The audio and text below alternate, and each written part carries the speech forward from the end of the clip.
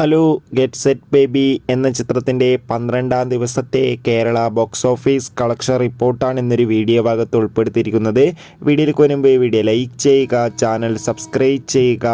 April March മാസം ഇനി അങ്ങോട്ട് ധാരാളം ചിത്രങ്ങൾ OTT റിലീസ് ചെയ്യും. നമ്മുടെ ചാനൽ ഭാഗം പരിശോധിച്ചാൽ ആ വീഡിയോയ്ക്ക് നിങ്ങൾക്ക് കാണാൻ വേണ്ടി സാധിക്കുന്നതായിരിക്കും.